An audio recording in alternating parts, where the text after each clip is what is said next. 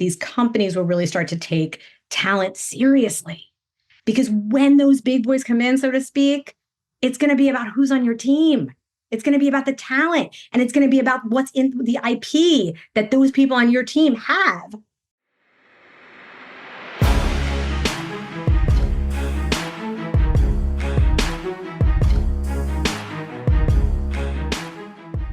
What's up, guys? Welcome back to an episode of The Dime. I'm Brian Fields. With me, as always, is Kellen Finney. This week, we got a very special guest, Kmesh, the cannabis industry career coach. Kmesh, thanks for taking the time. How are you doing today?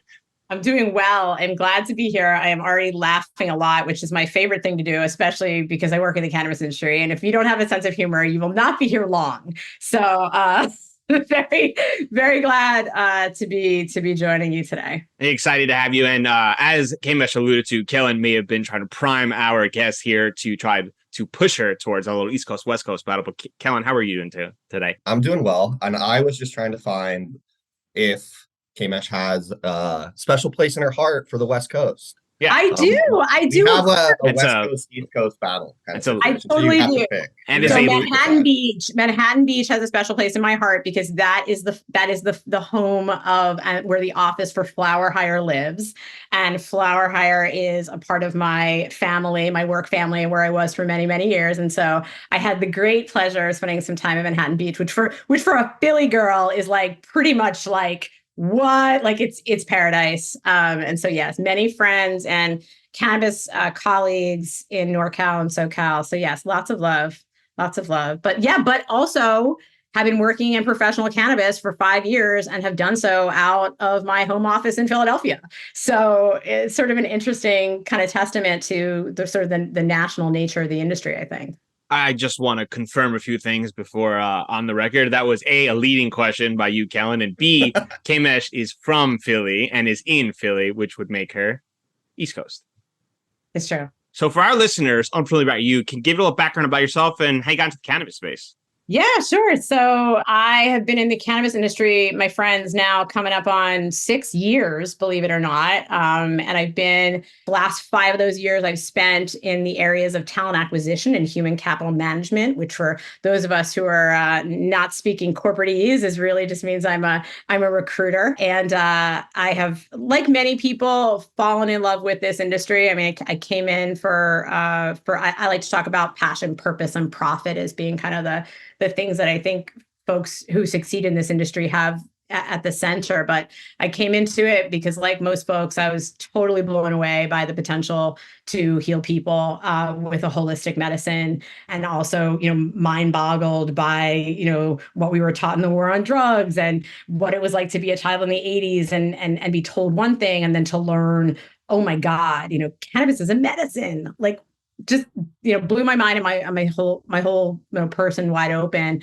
And then, like most folks, sort of found my niche and just really fell in love with the people in this industry. And so that's really been kind of what I've been doing. And like I just said to Brian, he said, "How are you?" I'm like, I don't know. I don't know what day it is. I don't know what season it is. I just know that I work in cannabis.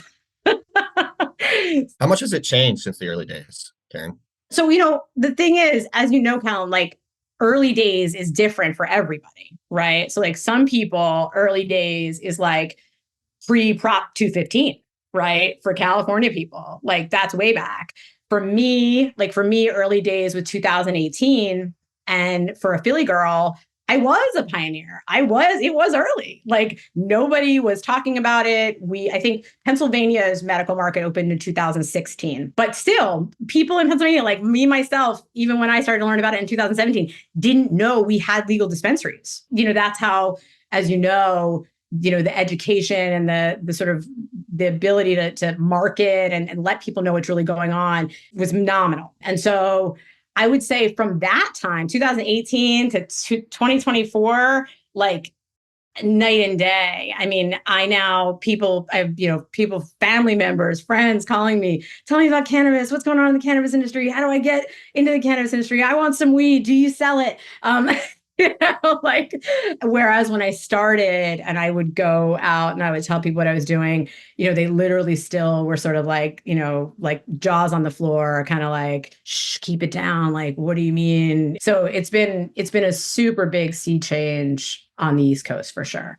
I think that's really well described, because I think sometimes people forget that like the wave has happened in pockets, and for someone like myself here in New York, the industry is still very, very new. People are still just getting started, and whether or not we legalized last year or this year, it's hard to really tell the difference because we're still figuring it out as we go. But I think what you described is perfect. And I want to talk about the transition, right? When you first got in the industry, you were doing kind of the executive recruiting, leadership. I'd want to do the transition on how that became industry coaching.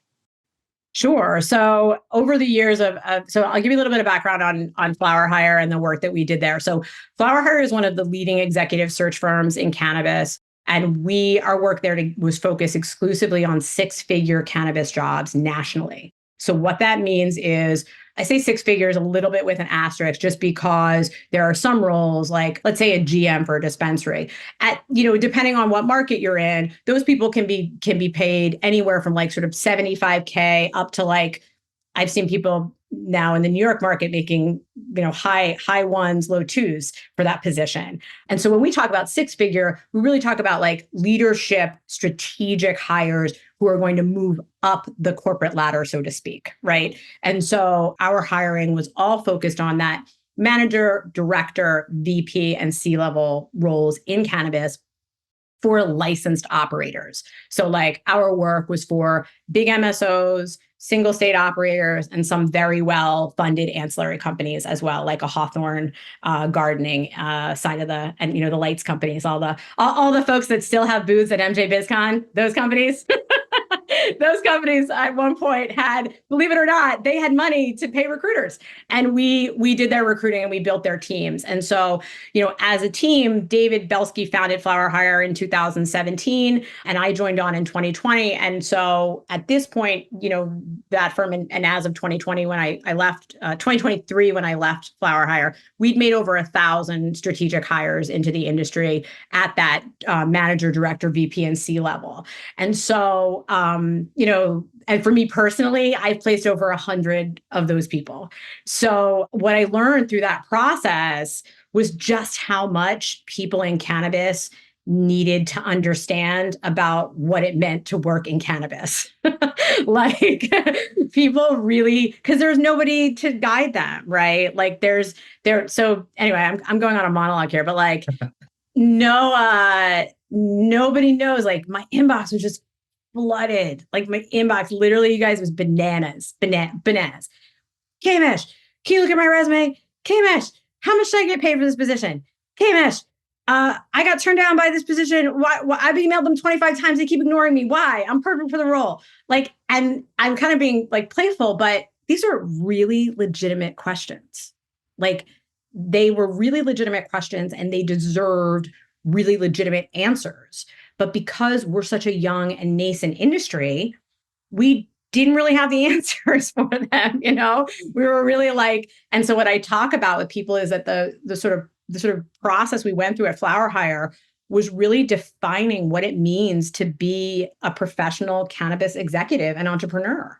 Like, what does that look like? What does that mean? What kind of skills do you need? Like, what kind of relationships? What does a cannabis career look like? What's the arc of a cannabis career, right? If you start in a retail role as a bud tender, as many people do, or you start as a lab tech, or you start as maybe you're even part-time harvest, right? You're just doing the seasonal stuff. How do you grow if you want to be a head grower? What's that career trajectory look like, right? And how do you go from point to point?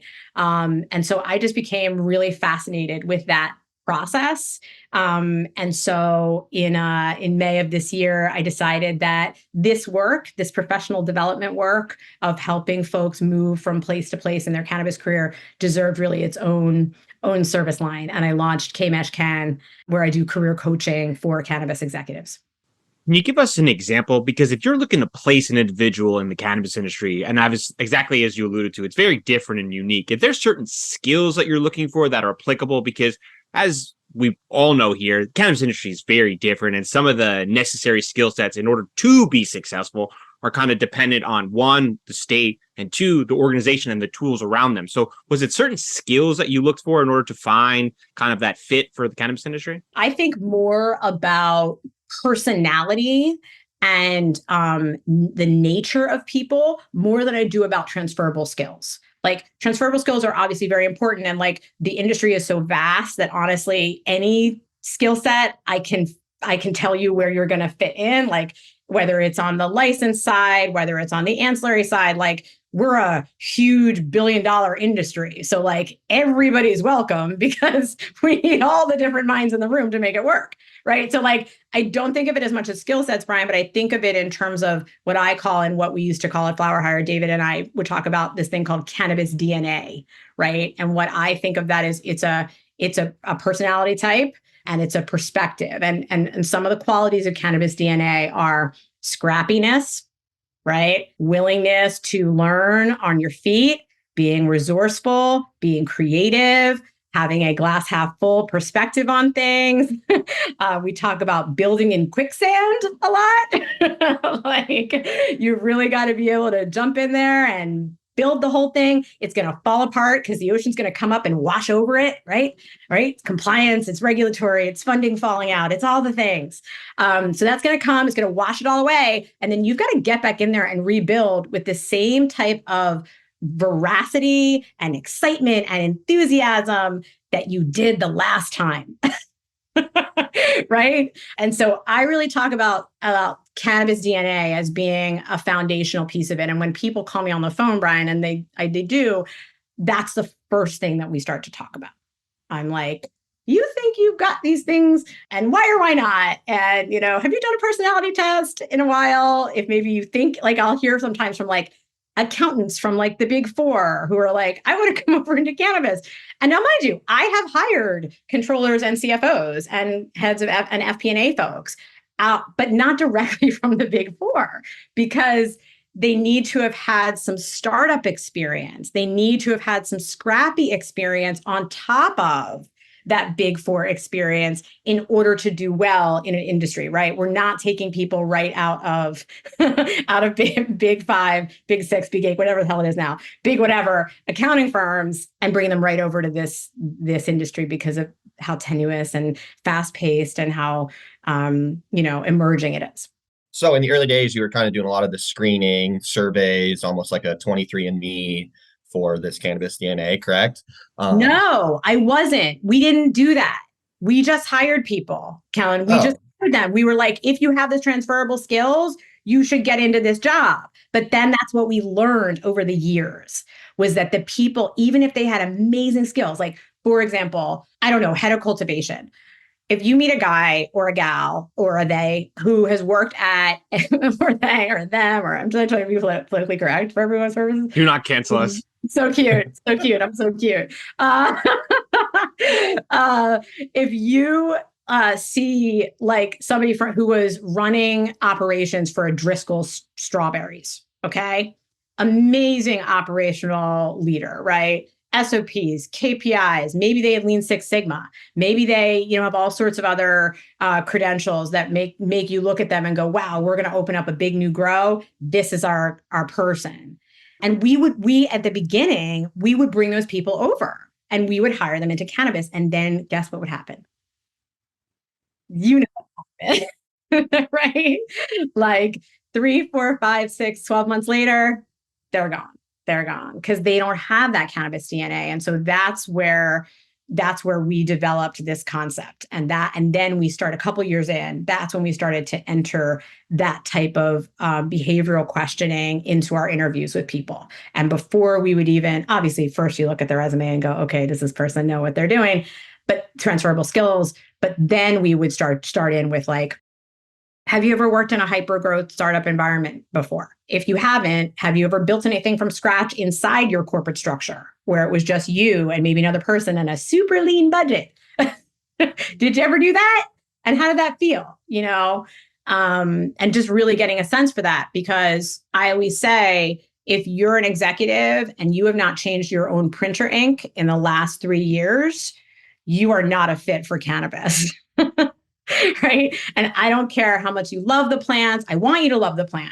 if you're an executive and you are, successful and you have clout, I want you to love the plant. I want you to buy all the stuff. I want you to share it at your dinner parties. I want you to help destigmatize. I want you to tell, your friends the women who whine. I want you to tell them that they should weed. They should be women who weed instead of women who whine, because it's better for them and it's safer for them and it's healthier in so many ways.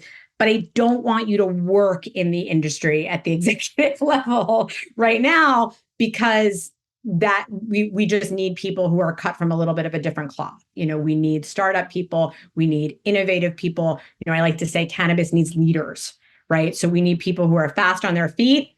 We need people who know themselves, who are willing to be honest about what they're good at and what they're not good at, where they can grow. So self-awareness is a really big quality that I look for in people. And then we also need people who know their values. This is a very, very complex and confusing space. There is a lot of everything.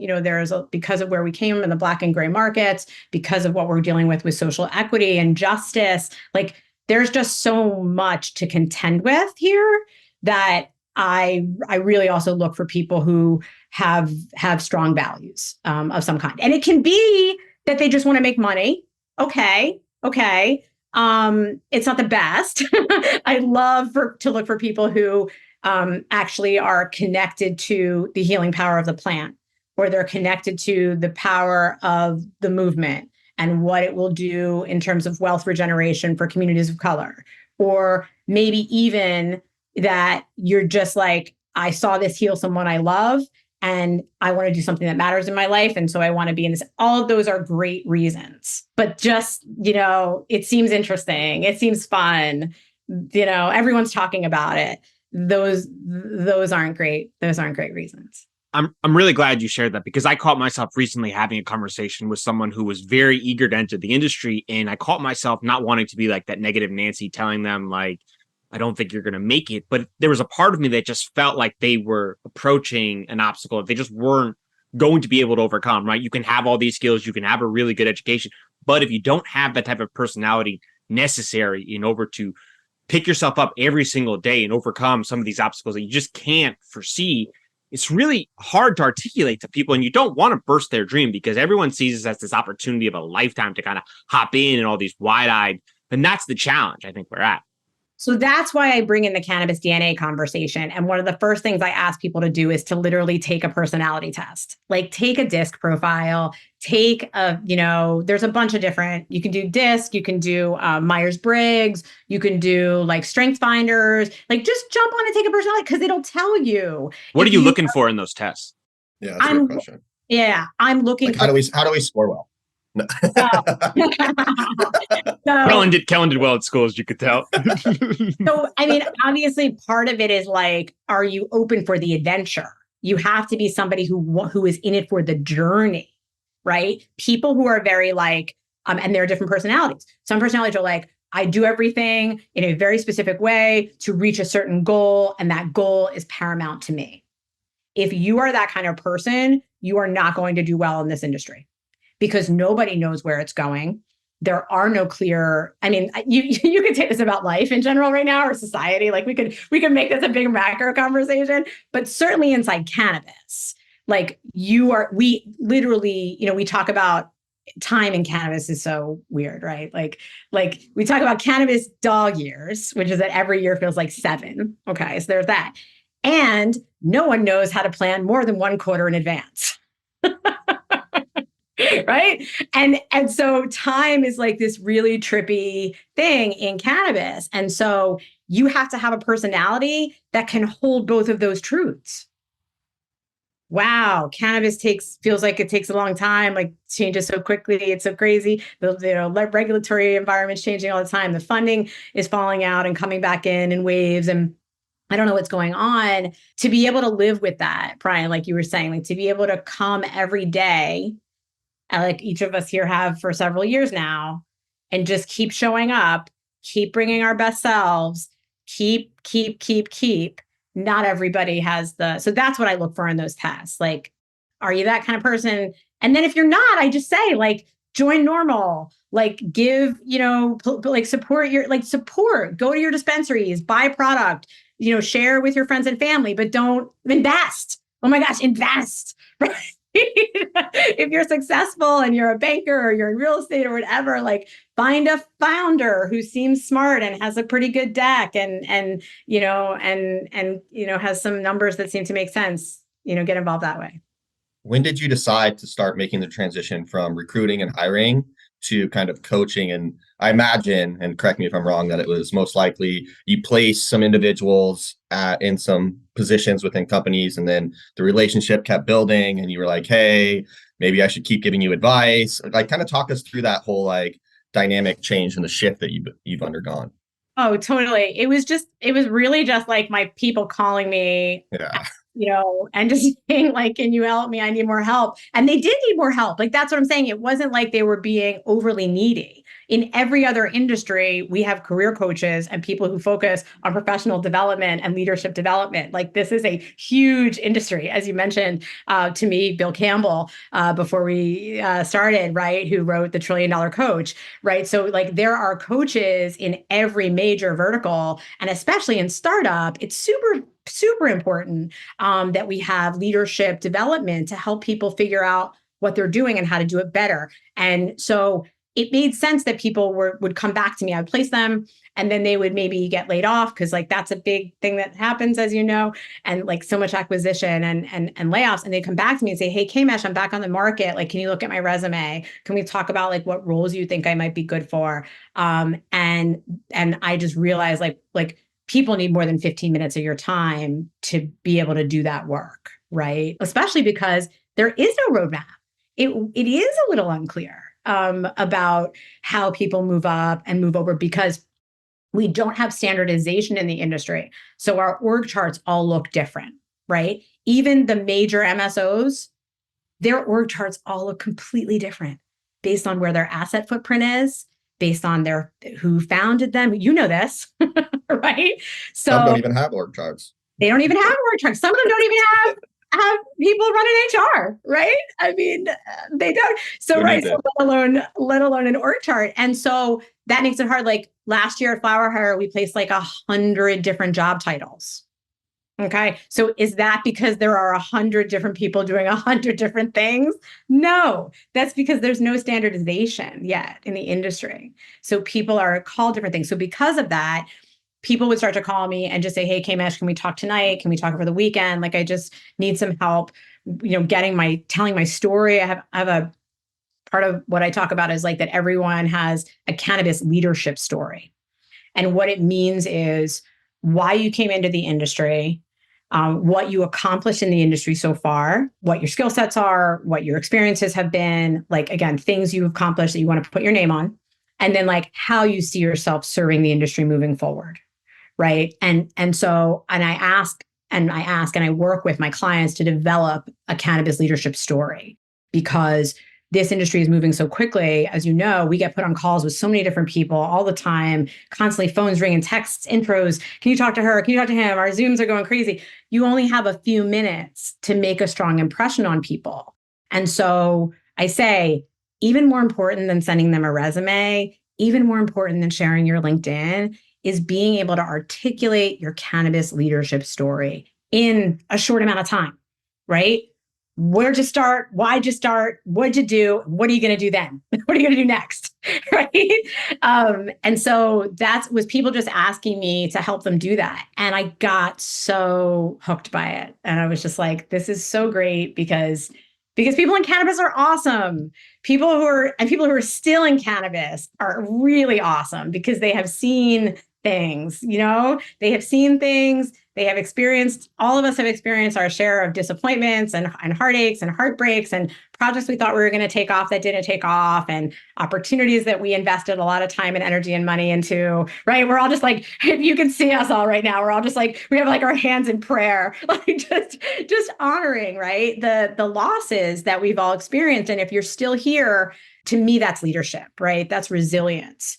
And that's what the industry needs, is people who are willing to sort of take it on the chin, as we have, and keep coming back with a renewed sense of focus and purpose. And so once people started to ask me, let's meet tonight, let's meet over the weekend, and I started to realize, like, I'm not sleeping or eating, because like like I'm just recruiting all day and then like coaching on all my, my off nights. I realized maybe I should do this full time. I just want to highlight a few of the things you say, because I think it's really so important to go back to it. Like, everyone here is entrepreneurs and they're building things that there is no roadmap. And as you described perfectly, is that each company, each state operates completely differently, so that you may be semi-successful in one role and then look to transition, and it's a complete non-fit. Just maybe the culture, the positioning, the role, the expectations, all of those things are kind of the unknown variables as we all take on this beautiful journey of unknowns, which is the cannabis industry. So for you, how important is it for you to kind of get an understanding of the inner workings of a company from a cultural standpoint, to know that this person needs this type of personality or skills to be successful?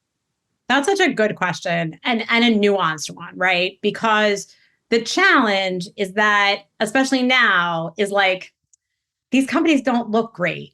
From a fundamentals perspective, they don't look great. From a PR perspective, they don't look great. And I can only speak this way because I'm working for myself. True. And I also say this, I hope, because reason I came on this podcast too, is because we're industry insiders. I feel like we can talk about the industry in a way that I wouldn't talk about it to folks who are not, and what I mean is I see myself as an advocate for this industry when I'm speaking to people who don't understand the industry. But when I talk to people who've been inside the industry, and I say this to founders all the time, there's a level of candor that I think is very important right now with executives, and even folks like yourself, service providers, professional service providers, being candid with people about where your company is at in terms of its fiscal health and also its cultural health.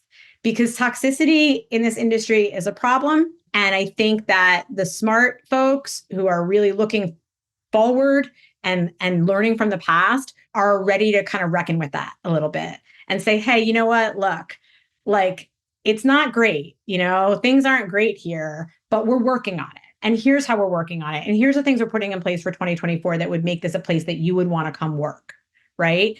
And so what I kind of tell my clients is, do your homework, do your research the companies. Don't just look at a job listing and throw your hat in the ring and then run after it. Right. Because you might go from the frying pan into the fire. Right. So I think culture fit is really important. There are, lots of sort of small single state operators with maybe 3 or 4 locations in some of these newer emerging markets, like in Maryland and also New Jersey. Those are 2 markets that are a good example where because of where the licensure is, it used to be all MSOs. Now these new licensees are popping up. Some of them have 1 location, some have multiple. Those are great places for people to find new opportunity, and to get involved in it and be able to shape culture a little bit, right? It's only a couple founders. They've only got 20, 30, 40 people on the team. This is a great time to join an organization and help grow with it. So did that answer your question? I hope I didn't sidestep it. I wasn't trying to. I think there's not a clear answer, right? Everyone operates completely differently, but given the nuances of the intricacies of how all of them work, it's important to understand that the personality fits, because some people, when they attack a job, they immediately think, oh, I can do X, Y, and Z. But the problem is the team doesn't have resources or tools necessary to help you do that. And your job description is probably going to be X, Y, and Z, A, B, C, D, E, F, G, that maybe you're like, hey, I'm a marketer, but I'm doing some finance stuff. And that's because, welcome to cannabis, there's zero-based budgeting. You got to fight for every dollar you want. 100%, 100%. And I think that's something that people, they still do this, where they've come out of a company where there's a bunch of problems and issues and challenges, which there are in all cannabis companies, even the ones that are really good. And we all have issues and challenges because we're startup and we're really lean, and who doesn't have problems? But then what they do when they go to do a job search is that they fantasize what that new company is going to be. And they think that if they just get that job at that new company, and I'm like, friend, it's still cannabis. Right? Do you think that company doesn't have any of the same problems that your last company did? Because these are systemic issues, right?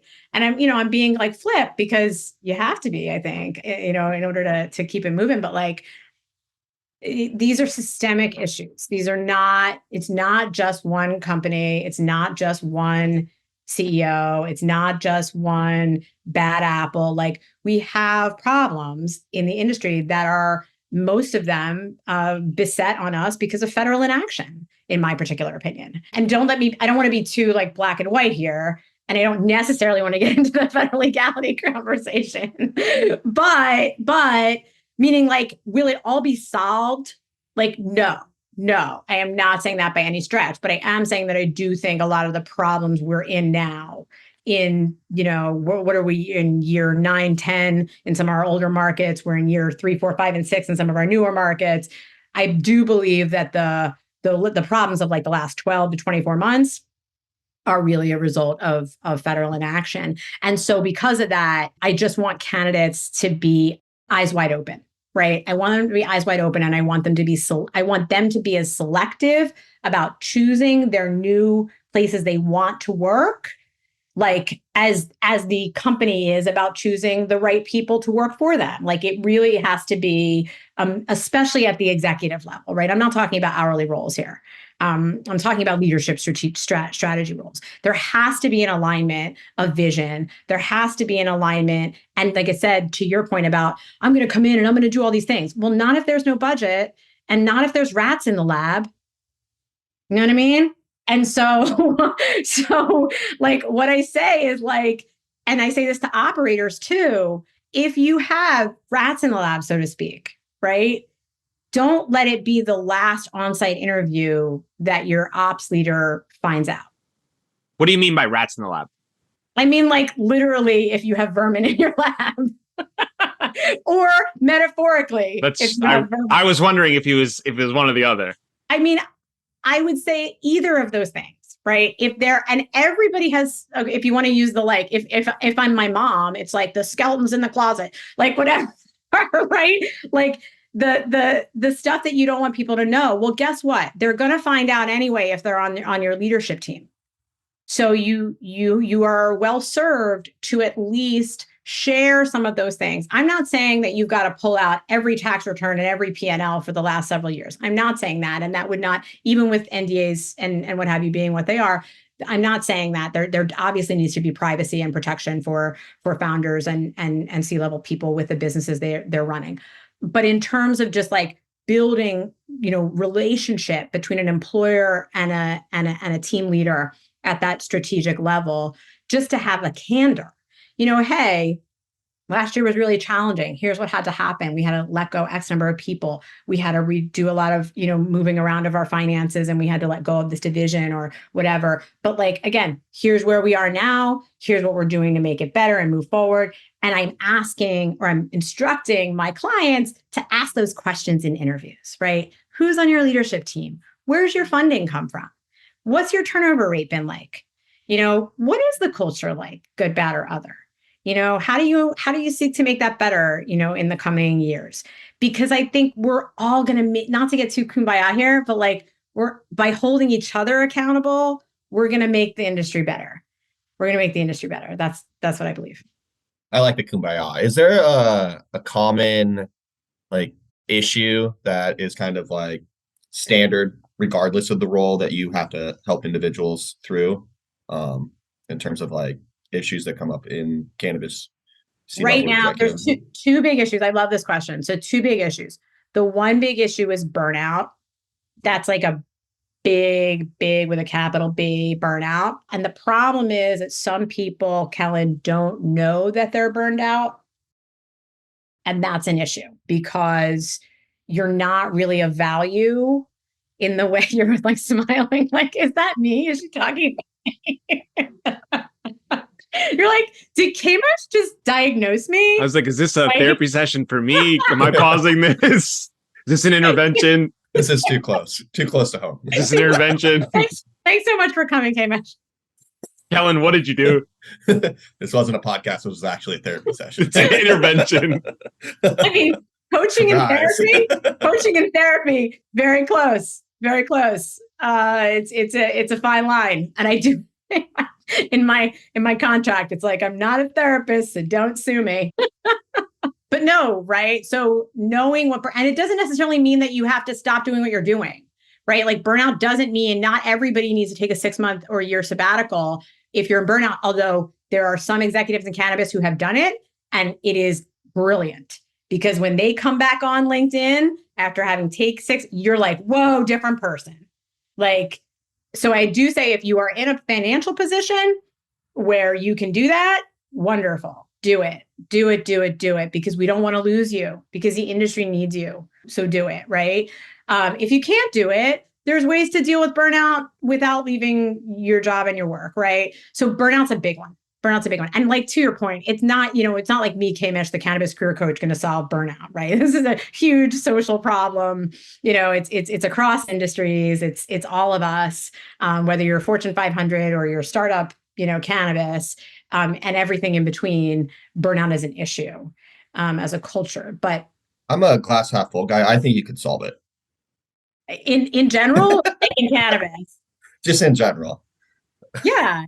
I mean, I think certainly we know how to solve for it, right? Like, it's self-care, it's time management, it's boundaries, right? And these are some of the things I work on with people. I think sometimes people forget, though, like the leaders of these companies who are making hard decisions and putting out fires every single day are human.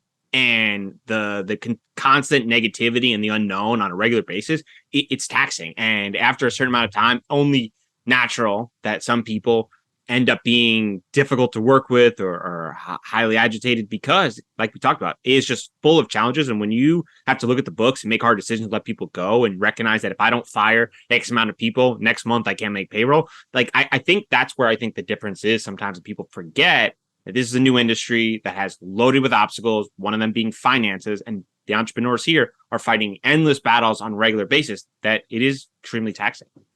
Totally. I think that's such an important point. I'm so glad you made it. And I'm going to take that one with me and make sure I'm bringing that into conversations, because that's really important. There's not a lot of empathy right now in the world for cannabis founders. No, and with the cannabis stocks, with the cannabis stocks in the dumps, we see it all the time on the internet. People are like, well, this so-and-so CEO said this. And it's like, well, they want to believe that federal change will happen and they're hopeful that this will happen. And they're being told all these things. But like, I mean, unless it happens, there's in the dark as everyone else. And I always wonder is if some of the people from outside industry that have come into this industry with extremely, extremely impressive backgrounds and solid skills that are struggling mightily. It's not a negative mark on them. It could be the opportunity and the role that they got into. And I'm fearful that the industry will push them out, or they'll decide, hey, I had a cushy Fortune 500 job. I was a C-suite executive. I tried to come in and institute change and make my legacy here, but this is just like not the world I want. And I believe that some of those individuals would benefit, the industry would benefit by having those individuals here for the long term. And I'm fearful that they'll get pushed out. Do you feel that way at all, that some of these individuals might end up taking a different route in the future that are critical for the success of the industry? Well, so another good topic. I've seen a lot of people leave, 100%. I've hired a lot of those people and I've seen them leave, and they've sent me nice notes when they did, saying, sorry, I couldn't hack it. So that's unfortunate. But like, do we need their leadership? What I would rather see us do is train our own and educate our own and develop our own. Like, obviously, like, Fortune 500, Fortune 100, even smaller startups that have a budget are doing a ton of learning and development, right? And internal coaching. And like, that's where I'd love to see Kmesh can go. I would love to see in 3, 4, 5 years, I've got like teams who are working inside cannabis companies talking to you two and others about like, how's it going? How can I support you? Let's talk about time management. Let's talk about mental health. Let's talk about team dynamics. Let's talk about all the things, right? Because that's what we have in companies that are really high performing and are at scale. So I'm not as concerned about losing the big executives who, I hear you, they're coming with all that inside. They know all that stuff that our folks don't know, because most of them started from the ground up and didn't know what they were doing.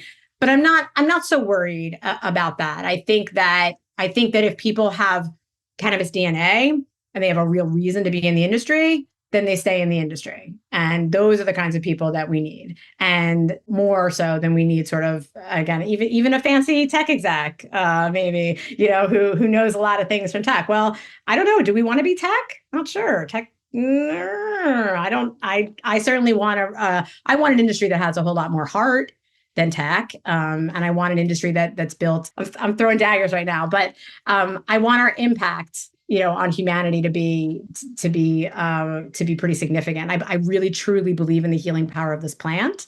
And I think that if we scale this industry properly, we can heal a lot of people, and we can get a lot of people off of opioids and alcohol and a lot of different things. Like I really feel like we can effectuate a big change and make money in the meantime, right? Make money for the people who are in the right, me, you, all the ancillary folk and all the operators and all the investors, right? So that's my grand vision. That's my grand vision ultimately. And I'm not as worried about the execs. I think they'll come back too, Brian. They'll come back when we have an industry that's sort of ready for them to step into, so to speak.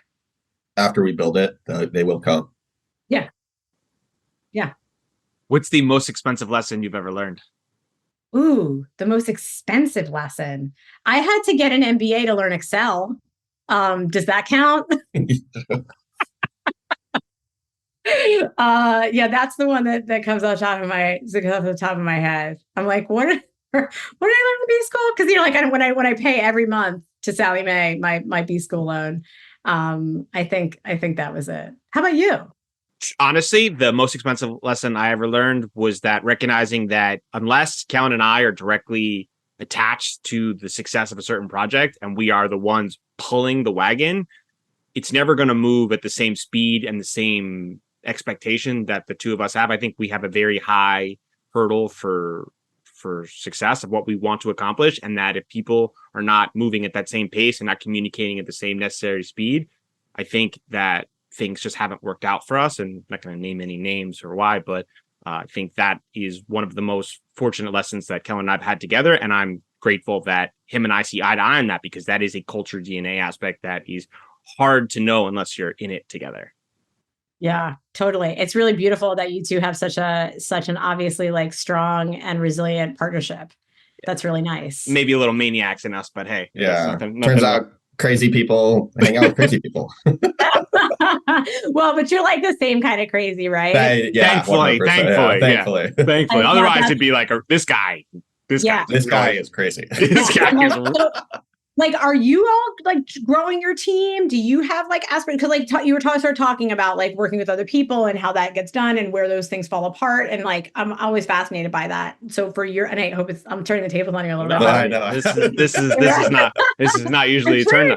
But I'm also curious about professional service providers in this industry, right? Like I'm on my own right now with a very close, Kmesh Can is my company. I'm the founder and CEO. I have an amazing team of, vendors and things like that. I don't have any other full-time employees. I work very closely in the ecosystem with Flower Hire because that's where I came from. I'm also building relationships with the other leading recruiters and talent acquisition firms and human capital management firms, the payroll providers, the PEOs. Like I'm building that ecosystem. But I was just curious for you all, sort of how you see yourself fitting into the ecosystem and that kind of thing, just because I don't know much about it. We need certain types of people with personalities that fit the need. It's very difficult to achieve some of the aspects that we're looking to achieve. And you need to have a certain mindset where, someone else will do this, or this is someone else's job. That's not how that works, especially in this industry. You have to figure out every single day what is unknown and figure out a way to push it forward and bring it every single day. And a lot of times that's a hard skill to develop unless it's more of a mentality. And I think you described it perfectly with the personality aspect. And that was one that I think a lesson that I learned the hard way was that there's certain people who say certain things, but they can't back it up with their actions. And you should take them for what they're doing, not as much as what they're saying.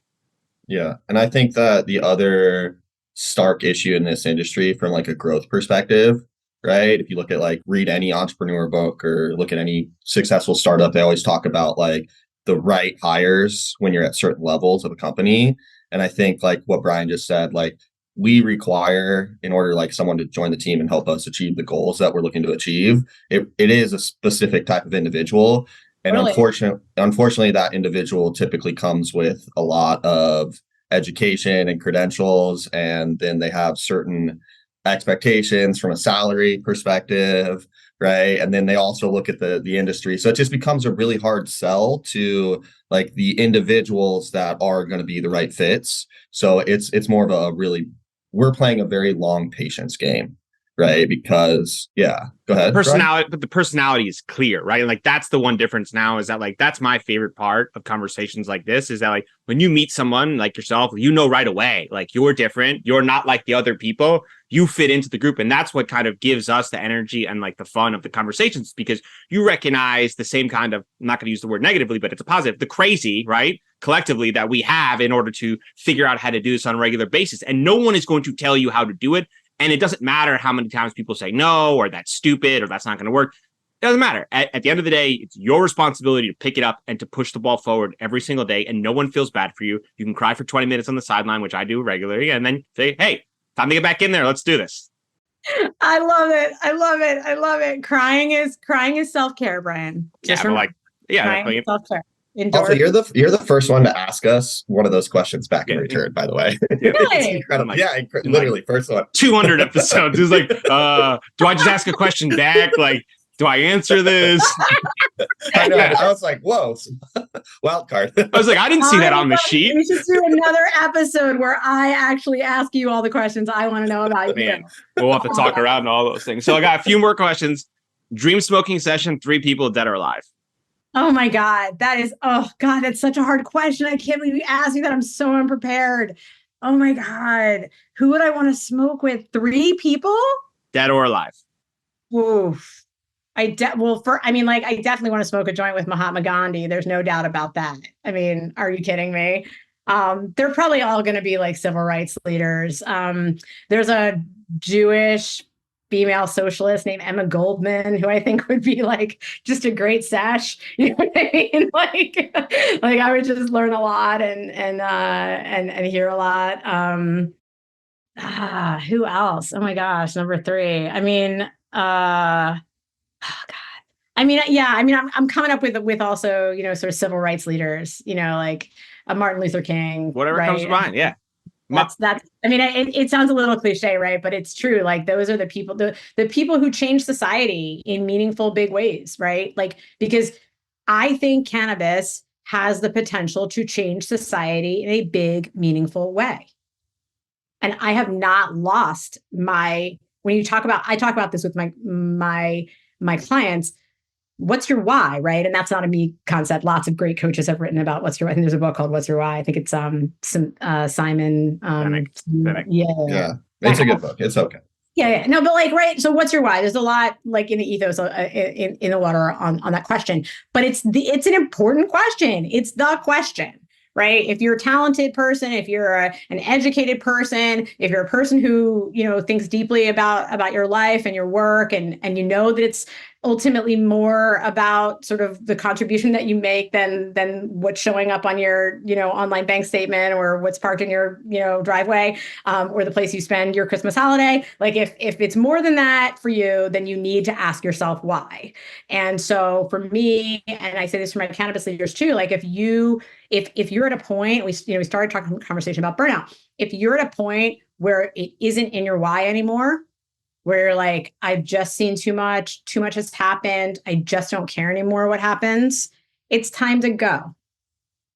It's time to go because you're not doing your best work and your energy isn't in the right place and you're rubbing bone on bone. Like there's nothing there. You can't create from that.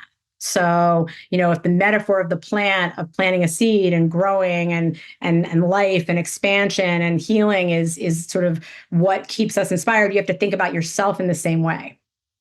You got to think about yourself in the same way. So I still believe in the power of this plant. I still believe that it can bring about really deep, wide healing on a lot of levels. I also still believe, although it has been a very, very challenging and circuitous journey, that the social equity aspect of this industry, the idea of wealth generation for communities of color that have been impacted by the drug war, I still believe that there is a way for us to accomplish that. And what an incredible thing it would be if we did that, right? Like how awesome would it be if we were like, holy, holy, holy, we were able to like pull this plant from like the depths of demonization through destigmatization to popularization, made a bunch of money in the meantime, And we're able to bring some of that money to help communities of color get reparations and get their money back from how they were impacted, by the American story of oppression and the drug war, racism and slavery and the drug war, right? So like, I come from those big, deep places, and that's my why. And so I'm still kind of a true believer, right? So Kellen, you said you're like glass half full. I'm there with you, and yeah. So that's anyway. I'm gonna get off my soapbox there in a minute. I love it. When you got started in your journey with cannabis, what did you get right, and most importantly, what did you get wrong? Oof, great question. I want to add that to my coaching questions. That's a really good one. You're like right. You're right where I'm at. We were meant to be friends and colleagues. That's a good question. So what did I get right? I think this thing about the why I got right. I think that being in this, my little bit about, I told you a little bit there about my back journey, but like when I was in natural health and wellness, I was a publisher of a magazine and an online marketing company. That was my first entrepreneurial endeavor. And through that experience, one of my biggest advertisers, my back page advertiser, was a CBD company. And the process by which that happened, where he approached me and said, I want to advertise my CBD. And this was 2017. And I was like, oh my God, we're going to get arrested. I knew nothing. I knew nothing. I had not smoked weed since that unfortunate bong rip at that, party at GW, right? Like I hadn't, I hadn't touched the plant. I had no idea, what it did or how it functioned or anything like that. I had no idea we had a legal market in California and other places. I mean, I was just like a mom. I was a mom, and I didn't know anything about it. So he really started me down the education to learning about this plant, understanding what the industry was going to be, what the potential was. And then when I found out, and I was like, oh my God, this is going to be like $1 billion industry. Like this plant that heals people is going to be $1 billion industry. Like there's just, I remember just walking around for like a month just with my couldn't believe that this was the case. So I decided that I wanted to come in. And at the same time, my husband at the time was in law school, and he was learning about mass incarceration and overpopulation in the prison system. And Philadelphia was suing the city of Philadelphia, the city of Philadelphia was suing the prison system for overcrowding. And he read a book by an incredible woman and civil rights leader, Michelle Alexander. She wrote a book called The New Jim Crow, which became sort of like the tome, if you will, or the foundation of the mass incarceration movement, right? That we have an overcrowding problem in this country, that most of the people who are in jail are Black and brown men that were in prison during the drug war. So he was coming to all these realizations at the same time that I was coming to these realizations about holistic health and wellness and how it could help.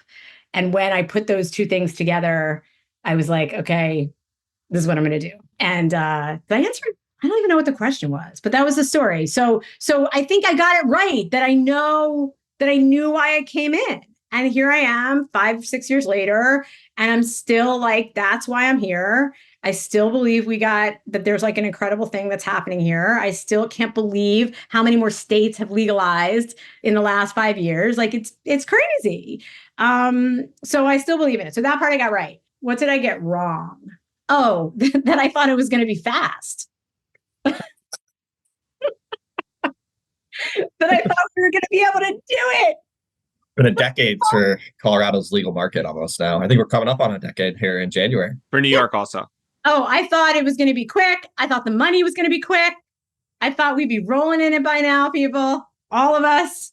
I thought federal legality was going to be totally a done deal. I just did. I didn't understand how complex this industry is, really, really. Like, this is really complex endeavor that we're undertaking. The way that we have stood this industry up in the face of federal illegality, like, no one has ever done that before. This is crazy.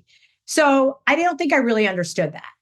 I was just like, yeah, it's federally legal, but like, you can go buy it. So it's not. But like, no, it still is. And it's a big problem. And I continue to be faced with how much I don't know. Like the fact that now I am a cannabis business owner. And so banking has become an issue for me. even though I am an ancillary business, who the heck knew that I was going to start getting called up by a big bank who I won't name, who I've been banking with for many, many years. We can shame them. Yeah. Okay. So who now? I'm not going to, because it's okay. The bankers are good. It's just the three. It's just the three I of don't us. want any problems. Well, and they're really good people, like my bankers and my. Of course, they're great people. Except for the fact that they're giving you a hard time because you're not a non-plant touching business.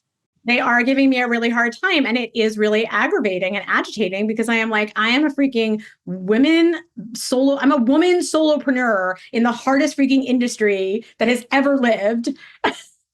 And like, I am out here doing this and like doing pretty well for myself, frankly. And you're trying to make that harder for me. Yeah. And I know that we all feel that way. We all feel that way. So that's that part. All right. Prediction time. Kmesh, looking ahead, how do you see the role of leadership evolving in the cannabis industry, and what skills do you believe will be in most demand in 5 years from now? In 5 years? Oh my gosh, who even knows? 5 years is too far. 5 years is too far. 2 years? I don't know, because think about it. Like, what if we get federal legality this year or next year? Like major breaking news? Like major breaking news. Like, what if that happens? No, that would be, we don't have any idea. And I know everybody, look, I can name you 10 people who have told me this is exactly what's going to happen if federal legality came, Ash. I'm going to tell you, listen. Like, I know that you all think that you know, but I am truly convinced that we don't know. And that there are so many different ways that this could unfold.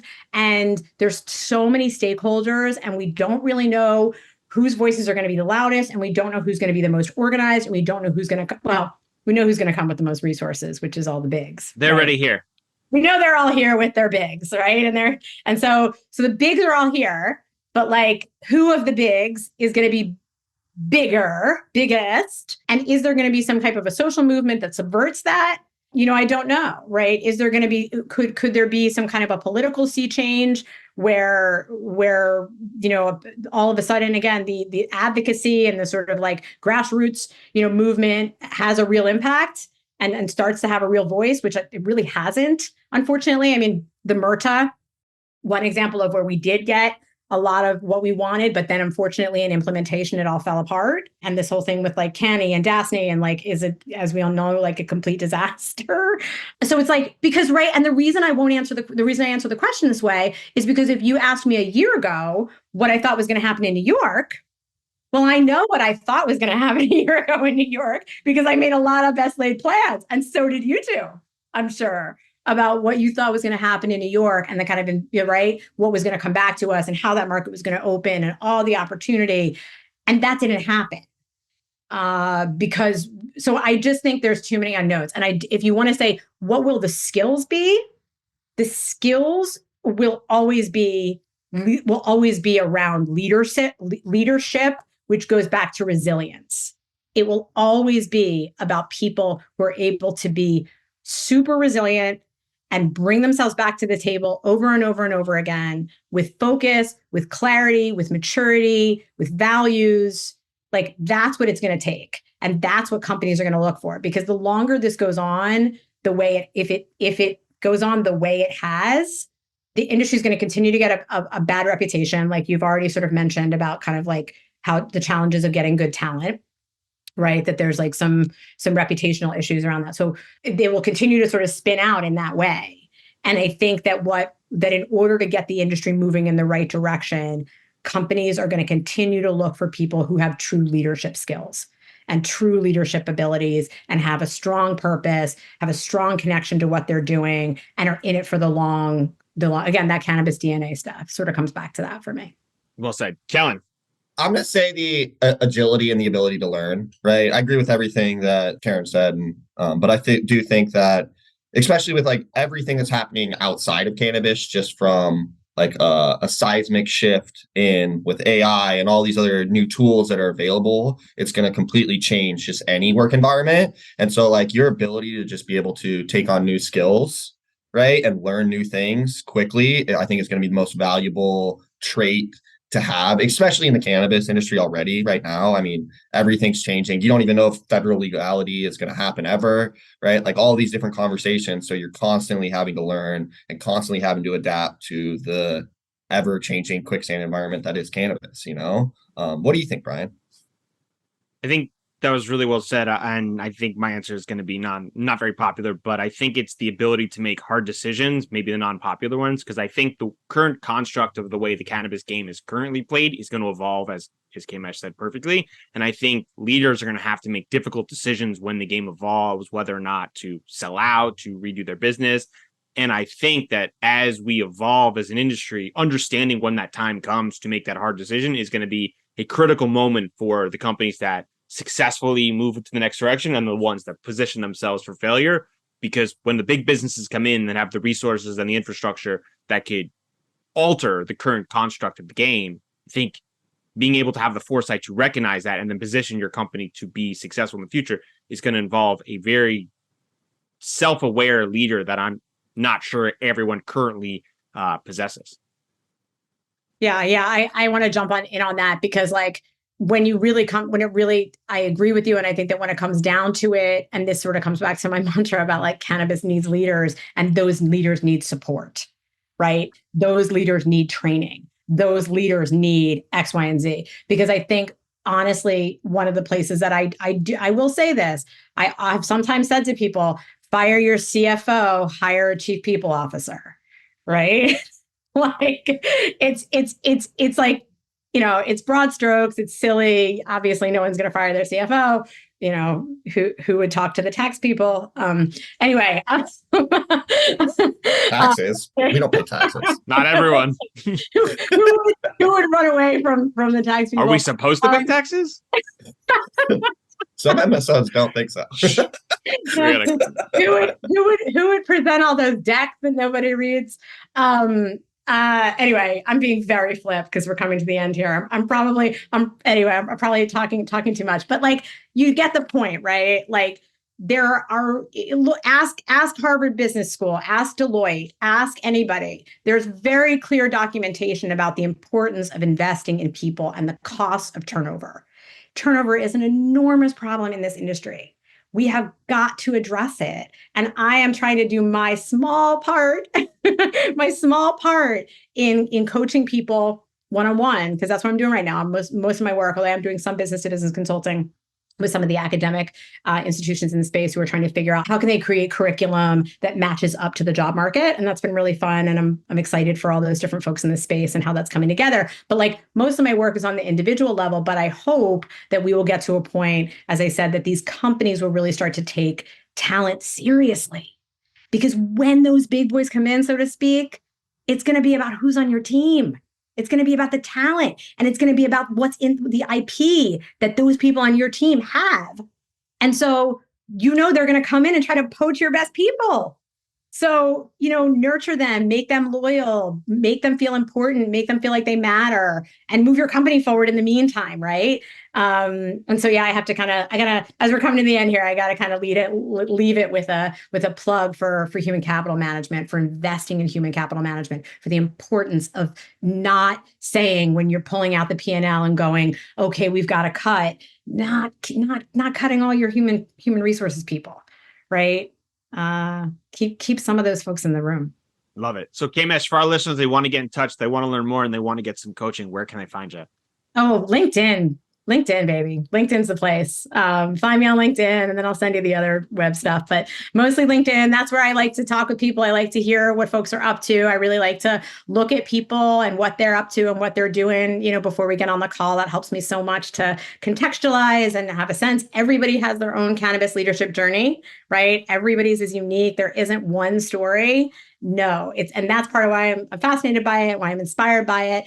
And so I really encourage folks, like, if this resonates for you, if you like me, if you think I'm funny or crazy or whatever you think I am, but you think I might be of help, you know, or you've got that friend, colleague who's just blowing up your phone because like they're losing their minds, be like, hey, maybe you should talk to Kmesh. Awesome. We'll link it all up in the show notes. Thanks for taking the time. This was a lot of fun. Awesome. Thank you both so much. This was awesome.